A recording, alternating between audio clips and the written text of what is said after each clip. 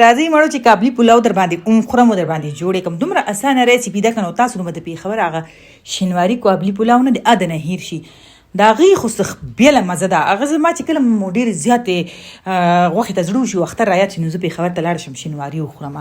خو چې مشهور شینواری کې مده هغه غټ غټ ساروي لالي او داغه یخنه کې روجي پخې او دومره به حساب غوښه وکي نو دا د هغه نه کم نه دی. رنگ کې ما شانتي خوند کې ما شانتي او اسانه شانتي ریسیپي ده چې د نورو روجو نم اسانه پخېږي کنه.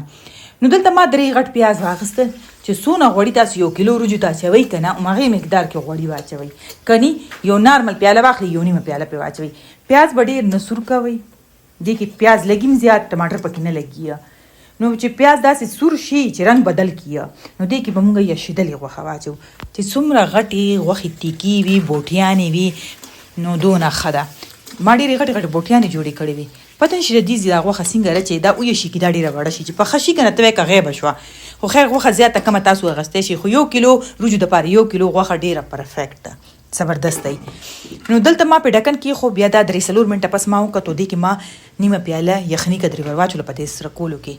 نو دې کې به اوس مونږ چو کابلی پلاو مساله دا تیار ملاويږي هر دکان نه که تاسو سره چری دا مساله نه ملاويږي یا کور کې د سره نور مسالې وي ژوندې مسالې لکه تور مرچ شو لونګ شو او دغه لاچی شو دا پکې ورواچوي او زیرا او دا دغه ته پاوډر کوي دنیا او اپ کې 2 چمچ واچوي نو دا د دې مساله شو.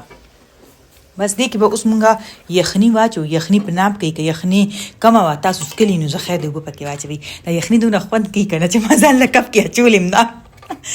نو چې کله خو وې شيږي نو بیا به دې کې تاسو روجي واچوي او دې کابلی پلاو مسالې کې مالګ خپلای چې بیا د تویم تیار مسالې کې مالګ خپلای ما یخني چې غوخه مې شوله هغه ټیم پکې ما لګه شانتي اوګه او لګه شانتي مالګ چولې چې ما ته پته ودی مسالې کې مالګ او دې روجو کې خلق اوګه ادرک او اوګه پکې نه اچي خو ما یخنه کې چولې وا اخنه کې واچوي خا دې کې چې کم میزان لګي میوه دا یو میوه او چنګوران دا هغه نسواري کلر کې نه یا تور ورته ډیر خواږي نو دغه دا هغه شانتي میزان پکاري کنه خو مال سپین روړي ودي کور کې سپین موجوده یې لکه نو ما دې سره دا طریقو کچې لکه دا ما غوړو کې پیله سره کې نه تیز رنگ میں والا ورکو ولې چې روجم سپینی او چې دام سپین شي په سخ کاری اسکو کہتے ہیں ټیکنالوژیا. خیر دا چې کله د ما تیز رنگ کې سرک نو دې کې به اوس مونږ گاجر واچو اسه کتا سو داسې رنگ کې خپل وی نو تاسو گاجر وایو زه سره کوي به تاسو ته یوازې سره کول ضرورت نشته. نن سبا د موسمي گاجر دي دا بغیر موسمي گاجر موسمي نه دي زیړې گاجر نو دې کې به یو چمچ چینی مسره واچوم چې دې سره کېږي دا وړي موږ سره کو صرف او صرف یو نیم نه 2 منټه به سره کو چې غوړي ګرمي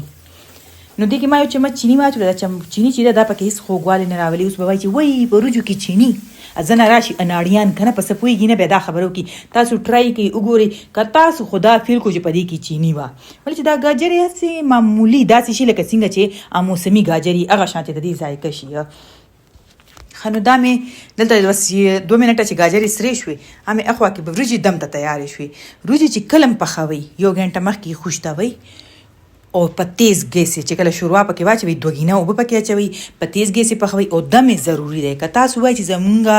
د روجي وګدي شي او خلاصي خولي نو دم ورکوي لاندې ته تبخېګ دی او خل نری ګیس باندې 20 منټ شل منټه پرې دی دا اوس ما شل منټه دلته پرې خوي شل منټو پس مې چې کله خلاص کو نور صبر نو مشکله ولې زمون کورواله وی چې شینواری روجي د پخې شو کنه را باندې اخر مال خبس دا غي تیاری نو دا دانه روجوا خوخه غخ کلی نرمه وا د کې هیڅ دسه ګران کار اوګت کار پکې نو ما ته د نور روجونه دا آسان کار ښکاری نو واخلی مزیدار پلاو تیار رنگ کې پخوند کې کابلی پلاو نو دا کنه آسان ریسیپی یو بل ریسیپی هم د سره شیر کوم ځکه چې د هر شي ډیفرنٹ ریسیپیانه موجوده ای